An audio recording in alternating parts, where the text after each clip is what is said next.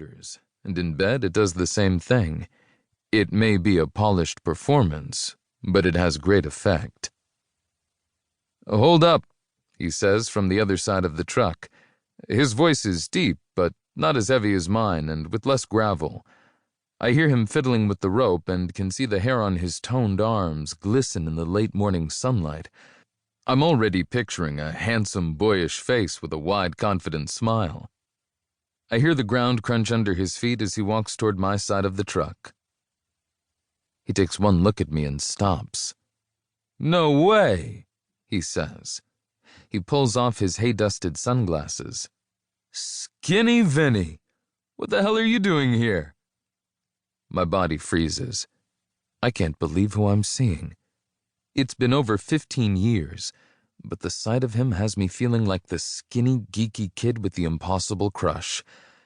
I quickly gather myself and immediately correct him. "It's Vince now. Vince," I say, my lips vibrating against my teeth firmly as I make sure my voice is deeper and stronger than it is in even my most alpha moments.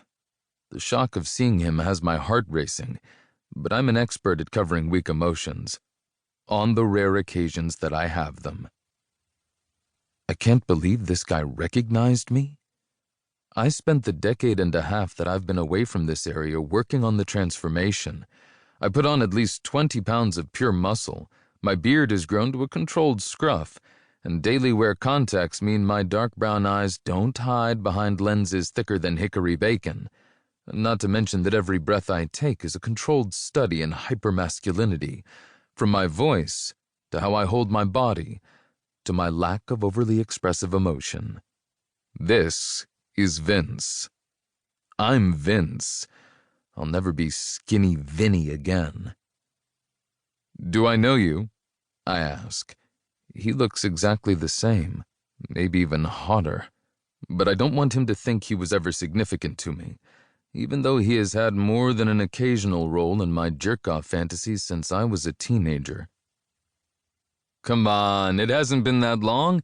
It's me, Tack O'Leary. And, yeah, I'm still Tack," he says. Of course, Tack hasn't had to change a thing about himself since high school, including being named after the equipment used on his beloved horses. He was voted most popular, most athletic, and nicest eyes. Usually they only let you win in one category, but Tack's year was such a landslide they bent the rules. I would have been voted most likely to not be voted anything, if that was a category, since the only people who really knew me were the boys who teased me relentlessly for being a girly boy. No one would call me that now. "Oh, right, I remember now. Your family had a farm," I say, keeping up my charade by pretending to piece the details together in my head and trying not to look at the outline of his dick in his pants. I respect having a great dick or a great ass, but having both is really just obnoxious. "Still do. I've got a load of fresh eggs and some produce under all that hay. I'm taking it to the farmer's market in New Hope. But what the hell are you doing in the middle of Route 513 in Pittstown?" Tack looks me up and down, and I can't tell if he is examining my hard-earned muscular body or the fact that I'm dressed for a board meeting, not the side of a country road. I got on the bus right after signing the summer rental agreement with the tenants for my penthouse. I wanted to give them the impression that I was still a powerful master of the universe, so they wouldn't balk at the incredibly high monthly charge. They didn't need to know that, without the rent money, I would default on the apartment's second mortgage that I'm using to renovate the place in New Hope. A buddy gave me an inside tip about an investment opportunity, and I wasn't in a position to be picky about the location. "I'm actually headed to New Hope," I say, but as soon as the words come out of my mouth, I realize I should have given a different answer. Now it sounds like I want a ride, which I do, but not with him. I'd rather crawl to New Hope on my hands and knees. But first, I would change my pants, because they cost more than his beat-up truck. "Looks like you need a ride," he says.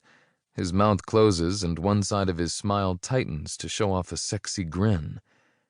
No, there is no way I am...